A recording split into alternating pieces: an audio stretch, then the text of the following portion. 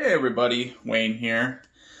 This is a overview video, tutorial video, if you will, covering Armageddon War, designed by Greg Porter, published by Flying Pig Games. As of this video, it's a recent release, just got kickstarted, or delivered from Kickstarter, I should say. I've been playing around with it a bunch, been playing it. Does come with a solo, module or solo expansion. I haven't actually been using that. I've just been playing both sides, but I did want to do kind of like a tutorial overview video. I did that for Long Street Attacks, and some people liked it. Most people liked that video, so I figured I would go ahead and do that for this one. I've noticed some people online saying they're having some trouble with it. Not because it's complicated, because it really isn't, but just because it's a little bit of a unique system. So Armageddon War, for those who don't know a lot about it, is a tactical war game set in a near future Middle East conflict. The people involved, we're looking at, United States, Russians, but then also ISIS, rebels, the Israelis. So it's kind of, like I said, it's very Middle East with having, some U.S. troops over there. It's labeled as a post-apocalyptic game. I don't know if some of the expansion, I haven't opened the expansion yet. I don't know if that has more of that. The base game is more of just kind of a near future. So, but it is a lot of fun. It is pretty cool. So let me explain it a little bit, and we'll do another playthrough video, at least one playthrough video of the first scenario. It's kind of a tutorial, easy scenario, just a few units, very easy to play, very easy to film. So let's start off. Let's do this overview here. So, like I said, it's a tactical level game, hex and counter here, as you can see.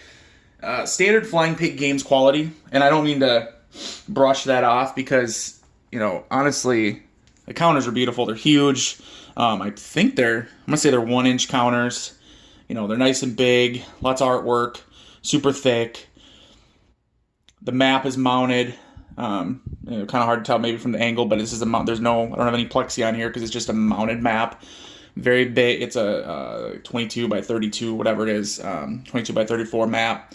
And the game comes with 2 in the base game, 2 big mounted maps. So you get a ton for your money. So I know these games generally aren't cheap from Flying Pig Games, but I would say that if you like high quality components, if that matters to you, it's a selling point. Okay. All right. So the game itself here, I'm just gonna do an overview, like I said, of the units.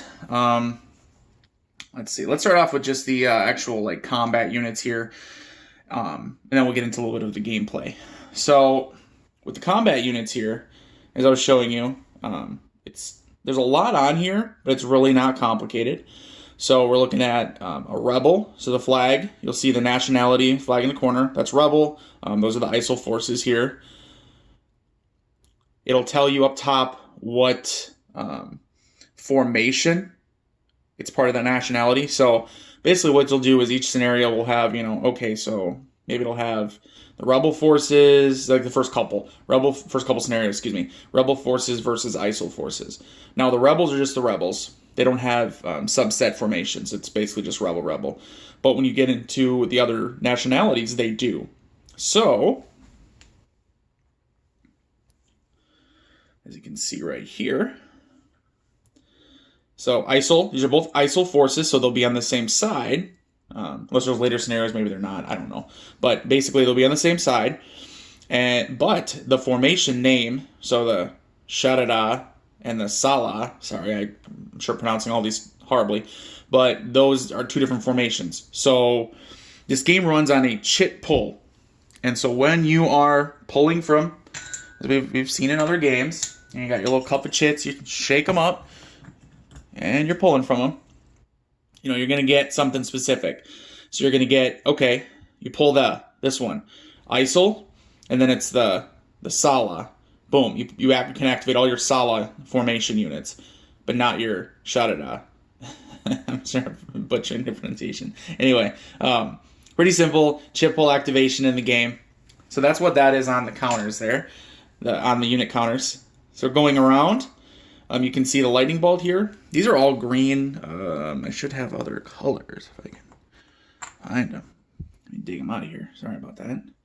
It's hard to always have a variety of units you can show off. So Um, so the lightning bolt is technology, and when you're engaging in it's a technology level of the unit, excuse me. And when you're engaging in combat, you're gonna influence the dice, which I will explain how the dice work here in a bit with the technology level. So you're gonna see green is the lowest, black is kind of the middle, and then red is the highest tech level. You're working our way around. I'm not going to go over the side. I'm actually going to start back over here on the left and work our way to the right. Pretty standard here for hex encounter games. You're going to start getting into basically attack, movement, defense, right? But you can see there's a whole bunch of different like numbers and starbursts and subscripts and what's going on here, right? It looks pretty complicated. It's to start off, yes, you're gonna have to double check things. Game does come with a couple nice play aids, and I also just uploaded, was just approved a close combat and fire combat sequence of play aids. So you don't have to keep flipping through the rule book, but we'll get into that as we play. All right, so starting on the left here, and we'll go ahead and do with this T55A here. So you can see the primary number on the left, bottom left here, is the primary firepower. And the color determines the type. Then the starburst behind it is the secondary firepower. The subscript here is the range. And I'll explain the firepower here more in a second. Middle is movement here. Those are the movement points. The T means he's tracked. For instance, you can look at these guys, these militia. It says I for infantry. And then there's wheeled as well. So the only ones I've seen in this game are tracked, wheeled, and infantry. And then you're going to have your defense. The shield color is the defensive color. So if you notice, this T55 here has a 3 defense, but the color of the shield is yellow. This militia has a 1 defense, but the color of the shield is red, and that does impact how the game plays, or how combat is figured, how firepower and hits are figured. So, kind of going back to firepower here. So the primary firepower, like I said, is the color of the number. And what you do is you're looking at that color, and you're comparing it to the defensive color of what you're shooting at. So you can see that this is a yellow 4 with a red starburst, which means his primary, and yellow is going to be, I don't know what the exact terminology would be, basically it's tanks, armored vehicles. Red is infantry. Blue is aircraft. And then you'll see gray, which means whoever's attacking them gets full strength attack against them. So how it works would be this 4, if he is, say this T55 is shooting at the T72, ignoring any modifiers, any other combat terrain, anything like that, you look at the 4 is in yellow, and his defensive shield is in yellow. Therefore, it's going to be like a full effect. So he's going to do, all of his hits are going to convert to damage. Or I should say, yeah, all of his hits will do damage against him. But, say this T-55 is shooting against the infantry here. Notice how it's red. Well, he does have a red starburst, so he gets to use his secondary firepower, which basically is implying like, hey, he's not using the main tank gun. He's using, a machine gun that's on the tank, secondary gun, right, to shoot at the infantry. But it's not going to be quite as effective. So for every hit you roll, because it's not the primary, remember it's the secondary firepower, that starburst, the red starburst. For every 2 hits he rolls, he'll do 1 damage to the infantry. So you notice slightly less effective. Now, in general, you're going to have, say, tanks will have a higher firepower, 5, 4 versus 3 on these infantry. So they're going to get more hits because they're rolling more dice generally. But it just shows you that sometimes even a tank is not going to be as effective against infantry as it would be maybe against another tank. There is something else, so we can look at there's a few other things actually to cover. Let's start off by looking at. I don't have any specialty defense on the. Do I? So, but I'll just tell you then. I don't have any units out. So if you have a tank, let's say a tank that has a yellow shield, but then see how the number here is the 3 defense is black. If that number was also yellow, so it was yellow on yellow, this tank would have specialized defense. And you see that in, I think, like the Abrams, the higher technology, newer tanks. There'd be specialized defense, which means that if he was being attacked by, and let me kind of segue into this. So this is a support weapon. Obviously, infantry can use that. It's an RPG. Just look at the name, RPG. And you see a little silhouette of an infantry. And then there are also support weapons for vehicles. So look at those quick. So the Conquerors here, see, support weapon goes on a vehicle. And then there's a machine gun over here for infantry. All right, but let's talk about this RPG here. So say this infantry has that RPG, and he's firing on a tank, right? Because he's feeling good. He's like, I can shoot on this tank. Which, notice, normally, his secondary firepower is the yellow. A tank's shield is yellow. Therefore, he'd be reduced. And he only has a 3 to start with. So his attack would not be very effective. But say he's using the RPG here. Now he has a 4 firepower, and it's yellow. So you know he's going to get yellow on yellow, so he's going to get the full effect. Every strike he rolls, every hit, it's going to cause damage. But say this was that Abrams I talked about with yellow on yellow. That would mean he has specialized defense against anti-armor, and it would actually increase his defense against those yellow attacks, yellow on yellow attacks. So there's an interesting dynamic at play. I don't expect you to memorize this based on this video or even just reading the rulebook the first time. But I tell you, you play the first scenario, get into the second, you're going to basically have the game down, those parts of the game down. You're not even going to worry about it. I know it seems like a lot at first, with all these colors, different starbursts. Well, oh no, not that complicated. Just get in there, start playing, play the first scenario. It took me an hour, and you'll know the system by then, or at least you'll understand what these mean and how they affect it and how they the interplays with each other. So, all right. I think that's it for the just kind of covering the units there. All right, let's see. What else I want to talk about here? So, the way the system works, like I said, so it's chit pull a chit. You match up the formation, the nationality, and then the formation. You move all those units or attack or just sit tight and wait because you might want to do opportunity fire. Well, how does that work? What do you mean? What do you mean by all that? Well, how it works is these units are all... So you have your guys out there, you're on the map, and you're moving, you're taking an action. And what happens is you get these, you get an action marker on you. They kind of call them different things in the game. DNs, action markers, action steps. We'll go with action step. Let me show you the action steps. So what these are is as you do things and as you take hits, these action steps go into effect. So say you're talking about this infantry that's just kind of going around. He's got nothing on him, right? He's just chilling in this hex. And he uses his movement, and he moves over here, and he stops there. He took an action now. He's going to get an action step, which is one of these. So you put this, and if you notice how it's designed with the arrow sticking out, so what you can do is you put him under the unit. So when he's sitting in that hex, you can see he's got a -1. That affects all sorts of things to do with what actions he can take on his turn, on the opponent's turn. It affects his, depending on what's going on, attack, defense, etc. Not directly defense, but you'll see as we play. So how that works is those action steps, the more you do, and then the more you get hit, the more you take. Get them up here. So the next step would be a -2. You're pinned. So the first one is basically an action step saying, hey, you did something. What this abstractly represents is not just your unit taking damage, but your unit, getting slightly disorganized, right? As they move, as they fire, as they take fire. You get a little more disorganized. Morale takes a little bit of a hit. Different things affect you. So you suddenly are pinned. And if you notice on here, it starts saying what you can and can't do. It tells you. So if you ever forget, as soon as you play a couple times, you'll really know, but it'll tell you, hey, say you even have just one action marker, action step. You can't fire, you can't do op fire, you can't move. You can do counter fire, you can engage in close combat if you're attacked in close combat, but you can't do any of those other things. So you're pinned. It's that a little bit worse on you.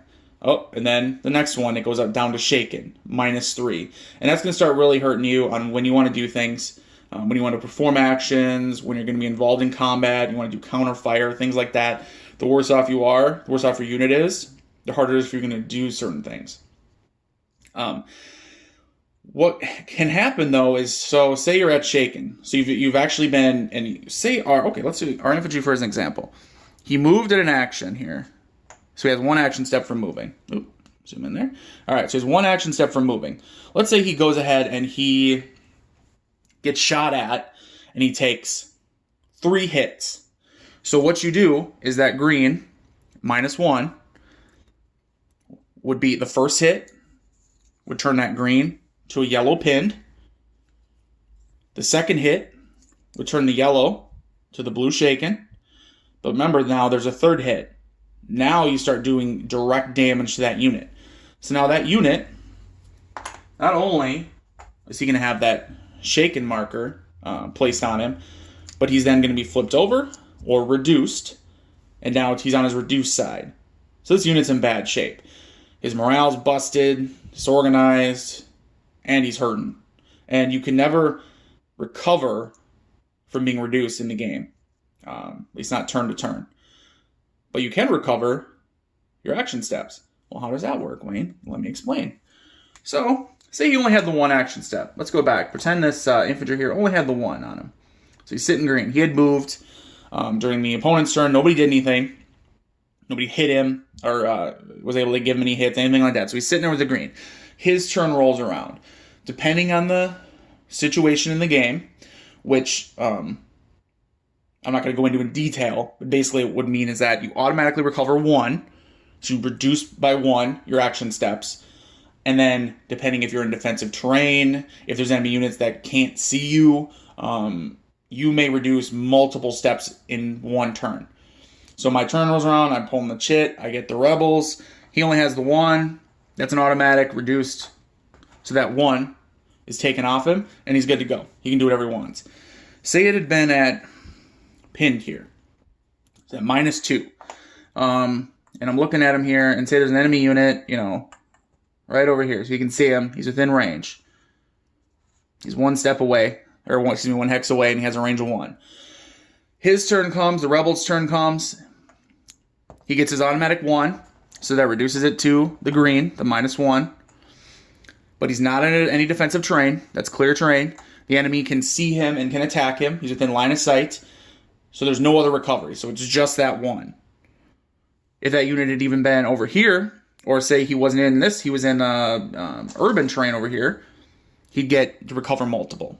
So again, I don't expect you to memorize it off this. I'm just kind of doing a general overview of it so you kind of know how that works. All right. So that is the general idea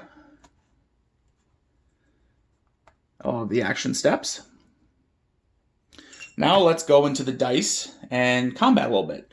So, you've probably been seeing these dice up here. You say there's 3 colors of dice. Oh, it's starting to get complicated. It's not that complicated. The game is built around the idea of 2 types of modifiers. Dice number and dice quality. Dice start as black. That's the default quality for dice. So, let's do a little, we'll use these 2 infantry as in combat as an example. So the dice number will tell you how many dice to roll.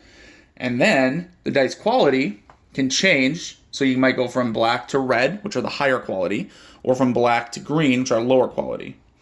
And if you can kind of notice on the dice, green, see there's more blank faces. There's less of these strikes and shields, which I suppose I should explain those, huh, folks?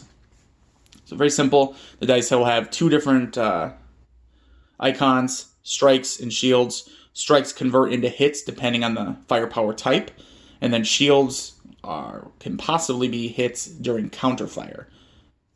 They do not affect regular defense though, so I got a little tricked by that when I first saw the game. You'll see as I explain here. So what you're doing, say, okay, we're gonna have this rebel fire on this ISIL force here. We'll go ahead. You guys can see he has a 3 firepower. So you start off with 3 black dice. Now you go ahead and you go down the list here, and I've got a, it's in the rule book, and I've got a cheat sheet here. So we're going to go ahead and do like a quick little combat. I'm going to show you. We're going to modify dice. I'm going to add in some other units, and you'll just kind of get a general idea how it is.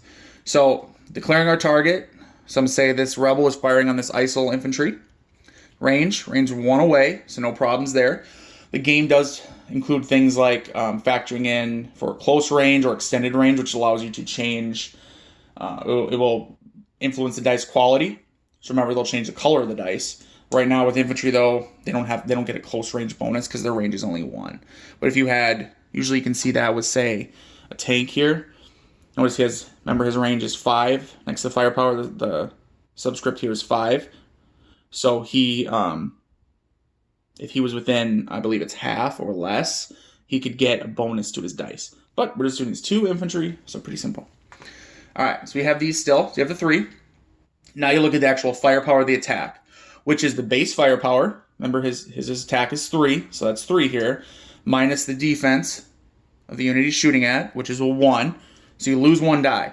So the 2 black goes down to 1, or excuse me, the 3 goes down to 2. Then you look at specialized attacks and defense. And that was when I was talking about, remember, the colors matching. So that whole, if you have, a, say, RPG with all yellow attacking a tank that has this all yellow defense, that defense actually increase. So in this case, we're firing with our red, because red's anti-infantry. If this infantry somehow had red on red shield, so red shield and then the number 1 here was red, it would actually increase his defense by 2, which would hurt us because we only have 2 dice to roll here, and that would be 0. But he does not, so keep it as is. The offense can do, if they haven't moved, if they have nothing on them or anything, they can do an intensive fire, which anytime you do an action, remember you get 1 action step here. So if I just shot him, it would be by the end of the round here, the end of the combat, he just has this 1 action step on him. But if I was to do an intensive fire, he would get a shaken on him, because he would get 2 extra action steps for a total of 3. We'll do that as an option, but we're not going to do it right away. So we're doing not intensive fire, doing regular fire. Now, the defense gets to declare defense. So what he gets to decide is he can counterfire, he can retreat, or he can just take the shot, like get hit. So counterfire is clearly he's going to be firing back at the guy who's shooting at him. But what that means is the guy who's shooting at him, so rebel shooting on ISIL, would get an increase on his dice quality, because the implication is that the defender here, he's not trying to hide, he's just shooting back. So the attacker is going to get a little bonus, a little easier to hit. All right, we're not going to do anything like that. And then there's retreat, which if you can retreat out of line of sight and out of range, you're allowed to do so. The offensive unit or attacking unit gets 1 hit with a -2 dice quality. -2 dice quality would convert these 2 black to a 2 green. But again, he's not going to retreat, nothing like that. He's just going to sit still and take it, because maybe he wants to fire back on his round, his turn, whatever. You look at offensive modifiers. Terrain. As all games, there's a terrain chart, or most games. The terrain chart, it'll tell you it changes dice quality. So say this infantry, they're both in clear, so it's no effect. Say this infantry was in a cultivated area like farmland, there'd be a -1 dice quality to the offensive dice, which remember minus takes away, so one of these blacks would become a green. All right, none of that right now though, because they're both in clear. You look to compare technology. Remember the lightning bolt? They both have a green lightning bolt, so no effect there. Obviously, the one with for every tech level difference, you get 1 dice quality shift. So if he had been black, say the rebel had been black lightning bolt, and this ISO was still green, it would be +1 dice quality, so 1 of the black would become a red. And then you look at if he was moving, if this was moving fire, because the game allows you to say this. If I had this infantry, if he had started down here, he could move adjacent and then fire, because he only has a range of 1, so he couldn't fire from back here. You have to move closer to fire, but then it reduces the dice quality because he's moving. So, all right, you check for combined fire and flanking, which is multiple units can combine their fire. So say if I had these 2 guys here, these 2 rebels firing on him, for every extra unit, so you have kind of a main attacker doing the attack, he's adding on, what it does is it adds an extra die for every other attacker, so +1 die number, so it adds, say, an extra black. And then if he is in another hex, so if they're in the same hex and firing, it's just the +1 die number. If he's in another hex also and attacking, this unit is being flanked, which adds an additional die number. So if these two were attacking him right now, it would add 2 more dice. You wouldn't add in his firepower, you just add those 2 more dice for a total of 4. We're not doing that right now. Alright, so let's see, check for fire, check for flanking. Yep, there we go. So this is our combat. We have 2 dice, we're ready to go. I talked about a lot of different modifiers. I'm not using any of them because I just want to show you.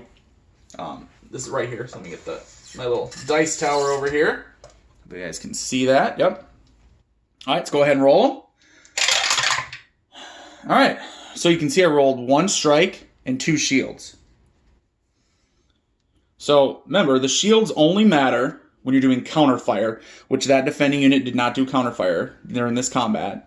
So no worries there. But there's 1 strike. Now, strikes convert to hits based on the firepower type. I talked about that, but let me reiterate. So, these 2 units that are involved in this combat, he has that red firepower. So, not the number, but the color is red. The defender has a red shield. Therefore, it's 1 to 1. 1 strike is 1 hit. If it was, remember, if it was yellow, so if he had a yellow shield, which, I mean, he wouldn't as an infantry, but say he was a vehicle, it would be 2 per, which he only had 1 strike, so there would be no effect whatsoever. Fortunately for him, because infantry versus infantry, he does get 1 hit. So remember, that 1 strike converts to 1 hit. So what you do is, you go ahead and a hit is an action step. 2 hits is 2 action steps. 3 hits is 3. The blue one. 4, you're not only putting the blue one on them, shaken, but you're also reducing them.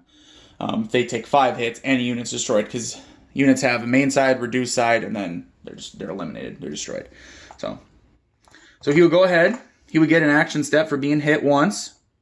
Remember, so it doesn't cause...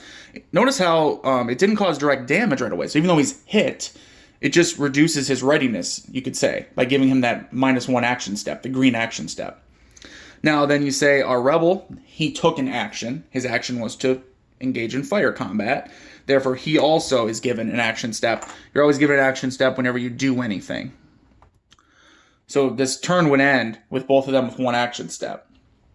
Which, because he didn't do a lot of damage on him, that's not good for the rebel, because now, say, next turn rolls around, it's the Saleh turn. He recovers 1, remember? He recovers 1 of his action steps, which means now he's ready to go. He can do whatever he wants. He can move, he can fire, he can engage in close combat. And then this, now the rebel here only has a -1, so it's going to hurt him that much more. Because if he goes and gets 1 hit, even if he only gets 1 hit, just like the rebel did, now that reduces the rebel to pinned, which means when his turn rolls around, he's only going to go back to action step, which means he can't engage in combat anymore. Not till that's gone. So you can see how combat plays out. Obviously, this was a super simple example. 2 infantry right next to each other, no cover, no defensive fire whatsoever. But the video is about to be 30 minutes for an overview. I don't want to cover anymore. Hopefully you guys get a good idea of what I'm talking about with these dice. I don't think I spent a lot of time on them. So just to reiterate with the dice, you start off with black. And then you have a certain dice number. The firepower generally will be how many dice you start with. And then it starts changing. Let's do one more quick one just so you guys can kind of see what I'm talking about a little bit. We're going to do this tank firing on this infantry here. This ISIL tank firing on this rebel infantry. So you can see he's got 4 firepower. Now it's going to be a secondary firepower, but you still look at the number 4 to start. So he gets 4 dice. And you go ahead, you check the range is only 1. But see, his range is 4, which means because it's less than half range, because it's half dropping fractions, he gets a +2 dice quality because he's close range, so his attacks will be that much more effective. So these +2 dice quality, what does that mean? You convert 2 black dice to 2 red dice. Check line of sight and nothing in between because they're 1 hex apart. Firepower, it would be 4 minus the 1, so you lose 1 die. Specialized attacks and defense doesn't apply because we're talking about yellow attack versus red defense. It's not double yellow or anything like that. Intensive fire. He's not going to do that, but if the attacker wanted, remember, he'd take those extra action steps on him to convert more dice. But because he already has 2 red dice, I'm not going to worry about it. Defensive status. He is, what's he going to do?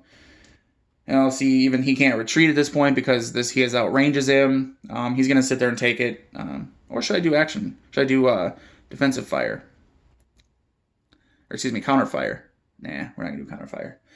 Yeah, because it's not going to help with him because it's going to be red on yellow, just like, well, he's yellow on red. So, all right, we'll go ahead and do counter fire just so you guys can see it in action. So infantry's going to counter fire on the tank there.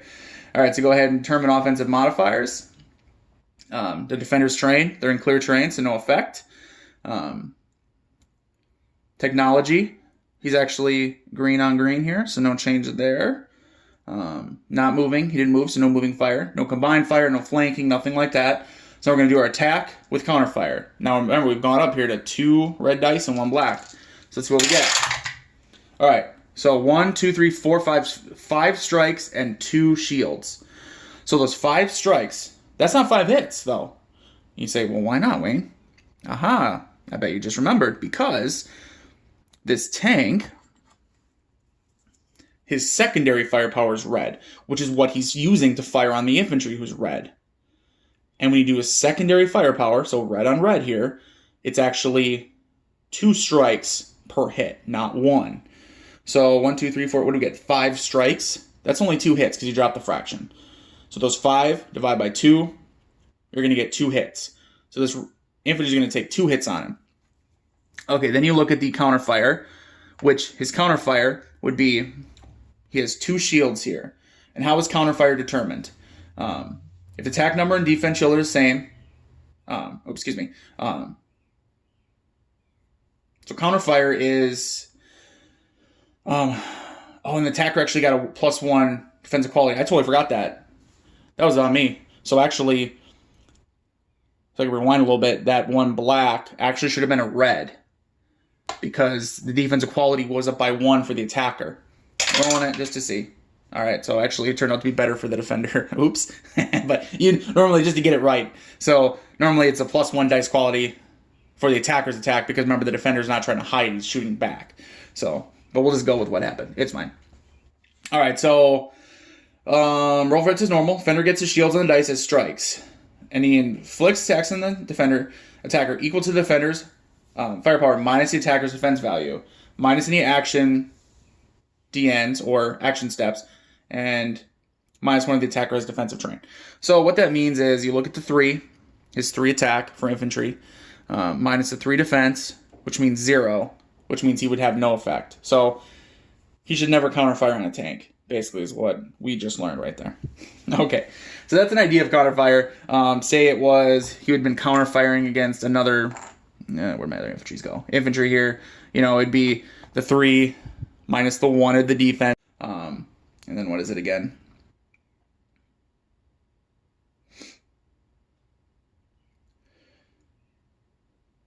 Minus any action DMs, minus 1 of the attacker's any defensive terrain, which he has none, and he had no action. So say he had 1 step on him, it would reduce it by another 1. So say it was 1, 2, 3 shields would be minus 1. So it'd be just the 2 hits. So, all right, that's an idea of the counterfire. Sorry, I didn't do a very good job explaining that one. I kind of messed up the roll and that threw me off a little bit. But that's an idea. That's the base of the game here. We're about 35 minutes on this video. I'm going to stop now because I just want this to be a little more of an overview. I didn't even cover close combat. Shoot. So close combat, let me spend a minute on that. So obviously we have units that are adjacent to each other. What you can do is you can have a unit enter the other unit's hex, and then you're engaged in close combat. Close combat is similar to fire combat, the main difference being that you have these 2 chits, 1 for the attacker, push or envelop, and 1 for the defender, hold or retreat. And this is, you would pick, and then based on what you pick, that determines the dice quality for the attacker of either plus or minus. Certain things affect each other. If you're enveloping them and they're retreating, it's bad for the attacker, obviously, because they're trying to envelop them and they're taking off. Or if you are pushing and they're holding, it hurts you a little more too. Or if you're trying to envelop and while they're holding, you're going to surround them and so you're going to cause more damage, etc. Just the way it affects close combat. And then you roll up and it's got, depending on the terrain, you get certain advantages, disadvantages. Very simple to fire, similar to fire combat. Actually, a few less steps, I think, in close combat. So not too hard. I'm not going to go into depth on that one, though. Let's see, what else is there to cover? When a vehicle gets destroyed, they leave a wreck counter, which then can be like a defensive benefit in that hex. I think that's it. That's the basics. We're going to wrap this video up. We're at 35 minutes. That's the basics of the game. Tactical system, chit pull, moving formations, attacking, taking objectives, or evacuating civilians, or just trying to blow up the other guy. Use these fun dice, different colored dice. It's actually kind of fun. It's a whole different system that I'm used to, but it is a lot of fun.